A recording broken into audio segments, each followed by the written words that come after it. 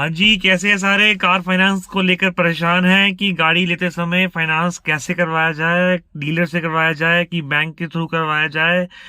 तो ये वीडियो आपके लिए हेल्पफुल होने वाली है। देखिए, जो कि मैंने हुंडई एक्सर लेते हुए फाइनेंस कहाँ से करवाया और मैंने बेस्ट डील कैसे ग्रैब की, उसका ये एक एपिसोड है, आपके लिए स्पेशली बना रहा हूँ। इससे पहले मैं 2 एपिसोड्स ऑलरेडी अपलोड कर चुका हूँ, जिसमें कि मैंने बात करी कि कार बेस्ट कौन सी चूज़ की जाए, किन किन बातों का ध्यान रखा जाए।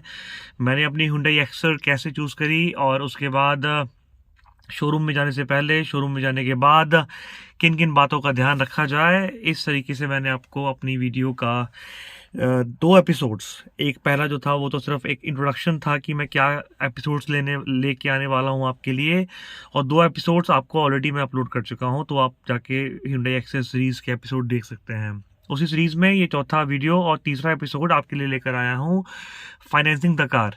देखिए, फाइनेंसिंग द कार भी एक इम्पॉर्टेंट एस्पेक्ट है कार चूज़ करने का। मेरे केस में, मेरे माइंड में भी ये डाउटफुल और सोच विचार थॉट्स आते ही रहे कि मैंने गाड़ी चूज़ कर ली है हुंडई एक्सर, अब मुझे उसका फाइनेंस करवाना है, तो वो फाइनेंस मैं अल्टीमेटली कहाँ से करवाऊँ।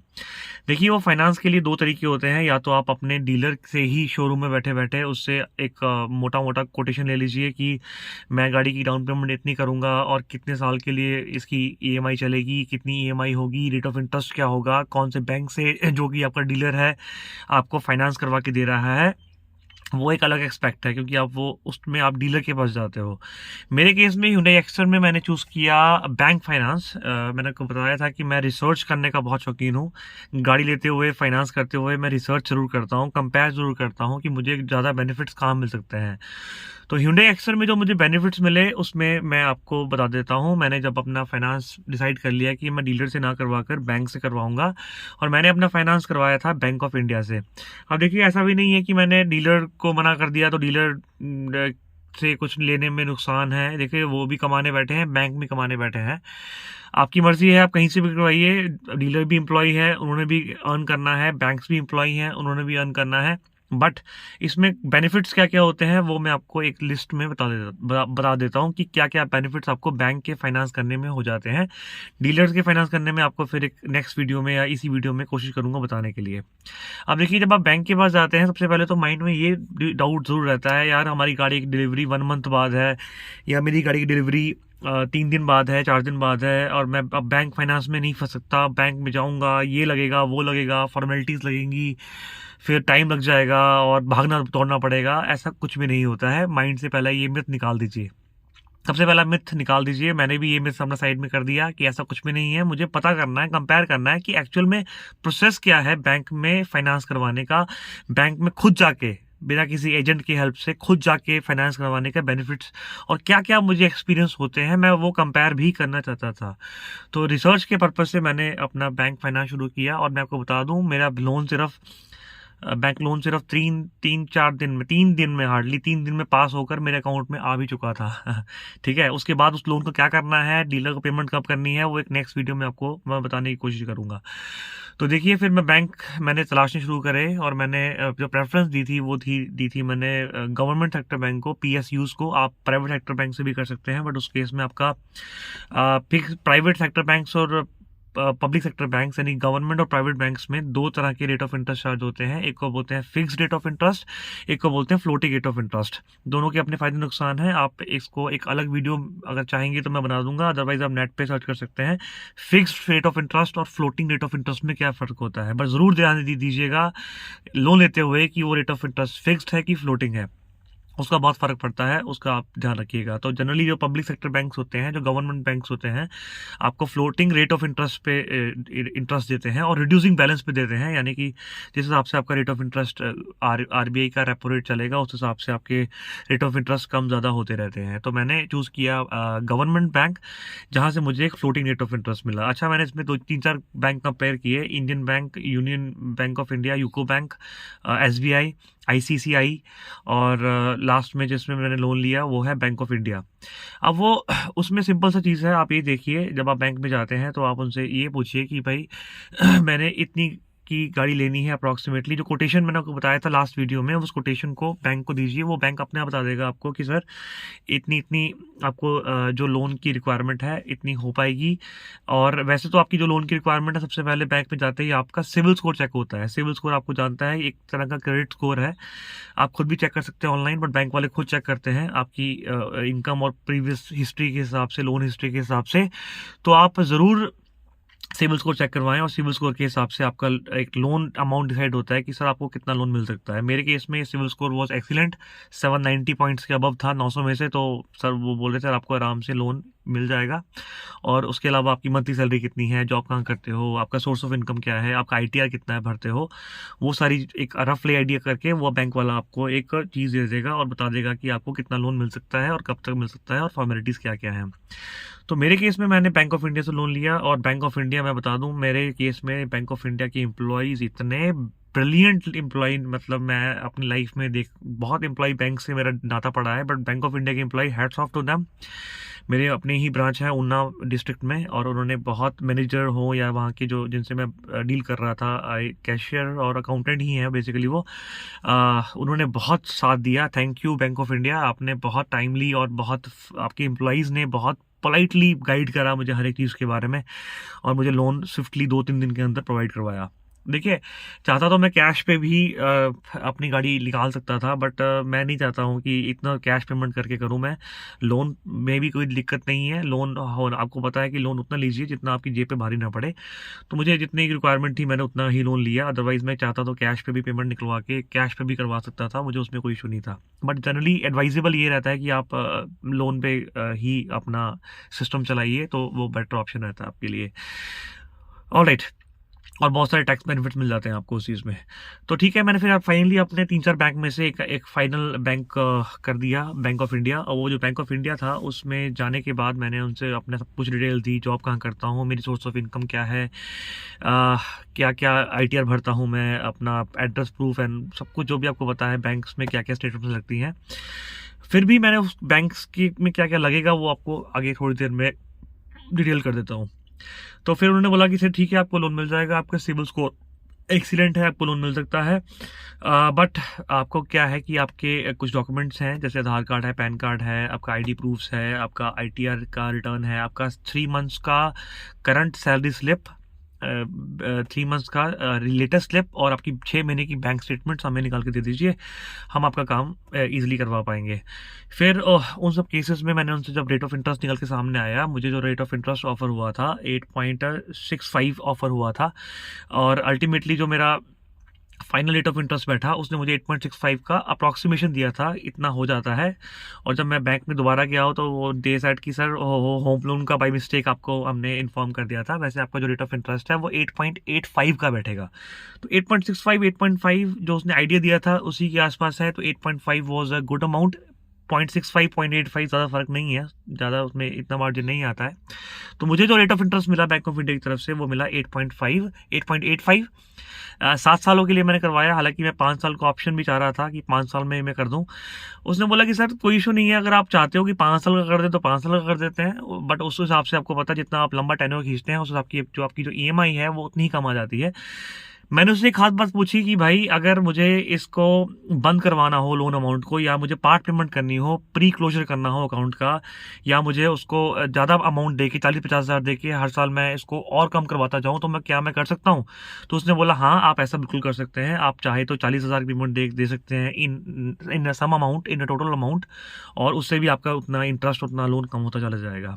तो देखिए, जब भी आप लोन लेते हैं किसी भी एजेंसी से, चाहे प्राइवेट हो, चाहे सरकारी हो, चाहे कहीं से भी करवा रहे हो, आप ये ध्यान रखिए, उससे ज़रूर पूछिए कि इसका प्री क्लोजर फॉर्मेलिटी क्या है, आप इसको जल्दी बंद कर सकते हैं कि नहीं बंद कर सकते हैं, आप इसकी जो अमाउंट पेमेंट है उसको बढ़ाकर दे सकते हैं लमसम अमाउंट में कि नहीं दे सकते हैं। तो ये सारी चीज़ों को आप ज़रूर पूछिए। मैंने भी इन चीज़ों को ध्यान रखा और ये चीज़ों को पूछा कि भाई ऐसा मैं कैसे कर सकता हूँ। तो फाइनली मेरा सारा फॉर्मेलिटीज़ खत्म हुई वहाँ की। 8.85 रेट ऑफ इंटरेस्ट मुझे बैंक ऑफ इंडिया से मिला। और एक और चीज़, अब देखिए बैंक ऑफ इंडिया से लेने से फ़ायदा, सबसे बड़ा फ़ायदा क्या है, एक तो बेनिफिट जो मुझे मिला उस चीज़ का कि जो भी बैंक्स ने मुझे अच्छे से डिटेलिंग की हर एक चीज़ के बारे में। और आपको पता है बैंक्स जो हैं मार्जिन उनका बहुत कम रहता है, on the side of commission. तो वो उस कमीशन को ध्यान रखते हुए कि लगता है कि मतलब किसी तरीके से जो आप कहीं कहीं और से बैंक किसी के थ्रू, किसी एजेंट के थ्रू आप करवाते हो, तो वो कहीं ना कहीं मार्जिन चार्ज करता है, कहीं ना कहीं कमीशन चार्ज करता है। ऐसा नहीं है बैंक चार्ज नहीं करता है, बट बैंक का भी एक अलग कमीशन का तरीका है। वो लीगल क्या बोलूँ, एक ओपन तरीका है, उसके बारे में आपसे आगे बात करता हूँ। तो मुझे लास्ट में उन्होंने बोला सर आप 31 दिसंबर से पहले लोन 31 दिसंबर से पहले लोन ले रहे हैं। देखिए कोशिश करिए, अगर आपको लगता है कि बैंक के ऑफर्स देखते रहिएगा, क्योंकि जनरली क्या होता है कि at the end of the year, साल खत्म होते होते जनरली बैंक्स के बहुत अच्छे ऑफर चलते रहते हैं। और मेरे केस में जो मुझे ऑफर मिला है बैंक ऑफ इंडिया का स्टार इंश्योरेंस, उसमें इंश्योरेंस बोल रहा हूँ, स्टार लोन, उसमें मुझे एक बेनिफिट ये मिला है कि मुझे जो मेरी प्रोसेसिंग चार्जेस हैं, पीपीसी चार्जेस हैं, जो लगभग 3100 या 3200 रुपये के आसपास से, वो वेव्ड ऑफ हो गए। तो देखिए 3100-3200 रुपये की बात नहीं है, ज़्यादा अमाउंट नहीं बोलेंगे कि गाड़ी के केस में, बट 3100-3200 रुपये अगर 3100 रुपीज़ 3200 रुपीज़ आपके कहीं से बच रहे हैं, तो आप उनको कहीं और लगा सकते हो बेसिकली। तो ऑफर्स ऐसे से मिलते रहते हैं, तो शायद ये ऑफर्स आपको कहीं और एजेंट के थ्रू या आप बाहर से कहीं करवाते तो वो ऑफर्स ना मिले। तो देख लिए वो वेव्ड ऑफ चार्जेस मेरे सीधे ही वेव्ड ऑफ हो गए, और अल्टीमेटली मुझे वो वहाँ से वो लेस पड़ा, क्योंकि किसी बैंक में आप जाते हैं तो आपको पता है प्रोसेसिंग चार्जेस होते ही होते हैं। तो फाइनली फिर मैंने बैंक में अपनी सारी फॉर्मेलिटीज़ करी, जो जो मुझे उनको सबमिट करना था, अपनी स्टेटमेंट्स, अपने what ever the pan card, Aadhaar card, bank statements, salary slips, ठीक है, अपने आईडी प्रूफ की कॉपीज, वो सब आपको पता है बेसिक चीज़ें रहती हैं जो भी बैंक आपसे मांगता है। तो इस पूरे सिनेरियो का मतलब, कहने का मतलब ये था कि आप घबराइए मत कि यार बैंक में जाना पड़ेगा। मेरे केस में 3 दिन में लोन पास हो गया, मुझे और क्या चाहिए था। और प्रॉपर ओपन तरीके से, क्रिस्टल क्लियर तरीके से, बीच में कोई एजेंट नहीं होने की वजह से, और इतना कुछ मैंने वहाँ से अपना अमाउंट है जो बचा पाया। देखिए पैसे होना एक अलग बात है, उस पैसे को खर्चना अच्छे से और बेस्ट तरीके से, मैं टीचर हूँ इकोनॉमिक्स का, तो उस तरीके से एक चीज़ होना एक बहुत अच्छी बात है। तो इस चीज़ में आप ध्यान रखिए कि आप हमेशा जो कि है अपना जो सिस्टम है, जो कि आप अपना मनी आप स्पेंड करने वाले हैं, जो भी आप मनी किसी भी केस में आप लगाने वाले हैं, उस मनी को वाइजली तरीके से आप स्पेंड करें, इकोनॉमिक्स के तरीके से स्पेंड करें, तो आपको बेनिफिट्स होते ही रहते हैं। तो इन्हीं बेनिफिट से चलते चलते मैंने अपना बैंक लोन का जो स्टेटमेंट है वो करवाया। हाँ, इस केस में आप डीलर को आपने इन्फॉर्म कर देना है। अगर आप फाइनल जैसे आप इन्फॉर्म करते हैं कि भाई मुझे मैंने अपना जो, क्योंकि आपको डीलर से फ़ोन आते रहेंगे, ठीक है, डीलर से करवाने में कोई दिक्कत नहीं है, मैं फिर बोल रहा हूँ डीलर आपकी हेल्प ही कराएगा। बट जब मार्जिन अमाउंट ऑफ मनी आप पे करते हो एजेंट्स को या किसी इंटरमीडियरी को, उस केस में आपकी बैंक बहुत बहुत हेल्प कर देता है। इसलिए आप अपने डीलर को भी बाद में इन्फॉर्म कर सकते हैं कि भाई अगर मतलब अगर मैंने जो ये पेमेंट है, पार्ट पेमेंट है, ये जो डीलरशिप की जो मैंने बैंक की फाइनेंसिंग करवानी थी, वो फाइनेंसिंग मैं करवा चुका हूँ, इसलिए आप मत मुझे करिए। मैं ऑलरेडी बैंक को पेमेंट्स दे चुका हूँ और बैंक को ही डाउन पेमेंट भी दे चुका हूँ। देखिए बैंक्स की एक सबसे बड़ी खास बात यहाँ पर देखने वाली बात है, मेरे केस में तो मैंने जो लोन करवाया वो तो बैंक से करवाया, आपको बता दिया मैंने, और अपने ही केस में मैंने जो डाउन पेमेंट करी है, जितनी भी डाउन पेमेंट बची है अल्टीमेटली, वो डाउन पेमेंट भी बैंक को ही करी है। और मैं आपको बता दूं कैसे। देखिए जब आप डीलर के पास जाते हैं, आप डीलर को इन्फॉर्म करते हैं कि भाई मैंने अपनी डाउन पेमेंट है जो बैंक को करी है, और आप डीलर से एक फाइनल अमाउंट लीजिए जो आपने बैंक को इन्फॉर्म करना है कि इतनी पेमेंट डीलर को करनी है। तो देखिए इस केस में इतना सा काम बहुत इजी हो जाता है बैंक के थ्रू, कि आप जब बैंक वाले आपको श्योरिटी देते हैं, ये बेनिफिट नंबर 3 आप ले सकते हैं कि बैंक वाले आपको श्योरिटी देते हैं कि जब तक आप सर फाइनल चेकअप करके गाड़ी का पीडीआई करके, उस गाड़ी का पीडीआई का वीडियो भी मैं आपको एक सेपरेटली पक्का लेके आऊंगा अपनी नेक्स्ट वीडियो में, कि जब आप अब बैंक फाइनेंस कर चुके हैं तो नेक्स्ट वीडियो क्या होगी, नेक्स्ट वीडियो हमारी Hyundai Accel के साथ ये होगी कि जब आप फाइनली गाड़ी की पीडीआई करने चाहते हैं, और मेरे केस में मैंने पीडीआई 2 बार करी है, और 50 पॉइंट्स मेरे अपने पर्सनल पॉइंट्स अपनी रिसर्च से मैंने पीडीआई करी है और उसका मुझे बेनिफिट मिला है, उसकी नेक्स्ट वीडियो आपको मिल जाएगी। तो नेक्स्ट वीडियो होगी पीडीआई वाली, गाड़ी की पीडीआई कैसे करें। तो मैंने बैंक वाले बार बार आपको बोलते हैं, और उनसे आप पूछिएगा सर जब तक हम ओके ना करें तब तक आप पेमेंट कोई भी 1 रुपया भी पेमेंट नहीं करेंगे। तो डाउन पेमेंट भी बैंक को करिए, लोन भी बैंक से लीजिएगा, मतलब मेरे केस में मैंने ऐसा किया, आपकी मर्जी, आप जहां मर्जी से ले सकते हैं। बट उसका बेनिफिट नंबर 1 और बेनिफिट नंबर इंपॉर्टेंट ये कि जब तक आप अपनी पेमेंट को वहां से ओके नहीं बोलते हैं, तब तक आपको बैंक वहां से डीलर को वहां से ट्रांसफर पेमेंट नहीं करता है। तो लास्ट मोमेंट तक मैंने तो पेमेंट अपनी होल्ड करी थी, क्योंकि देखो डीलर आपको बेवकूफ नहीं बना रहा है, हो सकता है किसी केस में प्रॉब्लम आती हो, बट सेटिस्फेक्शन करने के बाद ही आप पेमेंट करते हैं, ऑब्वियसली बात है, चाहे आप डीलर को करें चाहे बैंक को करें। तो बैंक इतना हेल्प कर देता है कि आपकी बैंक सीधा बोल देता है सर कोई इशू नहीं है, जब आपकी सेटिस्फेक्शन हो जाएगी, गाड़ी की डिलीवरी आप लेने जा रहे हो, पीडी आप कर लोगे, तब बैंकर को कॉल करो और बैंकर स्ट्रेट अवे वहां से ट्रांसफर पेमेंट करता है, वो भी आपसे 2 बार पूछने के बाद। तो बैंक से लेने का बेनिफिट नंबर ये है कि डीलर को ये रहता है कि भाई पेमेंट रुक जाएगी अगर कुछ भी गाड़ी में दिक्कत आती है तो इसलिए देखिए बैंक से लेने के बेनिफिट्स बहुत सारे हैं। अगर आपको बेनिफिट्स निकालने आते हैं तो आप निकाल लीजिए। तो मेरी वीडियो से आपको ये हेल्प मिल जाएगी इस चीज़ में कि आप डीलर को तब तक पेमेंट ट्रांसफर नहीं करवाते हैं जब तक आपका फाइनल अमाउंट वहां से पूरा क्लियर नहीं हो जाता है। तो इसलिए इस पे आप ध्यान रखिएगा। और मेरे केस में क्या हुआ था कि मैंने एंडिंग में अपनी गाड़ी परचेज की थी, ईयर एंडिंग में। तो डीलर ने बोला था कि अगर आप 1 जनवरी को पेमेंट करवाते हैं तो पूरी की पूरी, तो फिर उस केस में वैसे तो मैंने पेमेंट होल्ड करवा के थी, मैं पेमेंट तब लूंगा, मेरी गाड़ी की डिलीवरी मैंने 1 जनवरी को डिसाइड की थी। और मैंने डीलर को बोल दिया था कि भाई मैं पेमेंट भी तब डील डालूंगा जब मेरी सेटिस्फेक्शन होगी। बट डीलर ने बोला कि नहीं सर, वो इशू ये है कि अगर आप 1 जनवरी को ही पेमेंट पूरी करते हैं तो दिक्कत आ जाएगी आपको, वही प्राइस बढ़ जाएगा, कंपनी की पॉलिसीज है, चलो जो भी है। वो डीलर अपनी जगह ठीक है, मैं अपनी जगह ठीक हूँ, उन्होंने भी कमाना है, हमने भी बचाना है।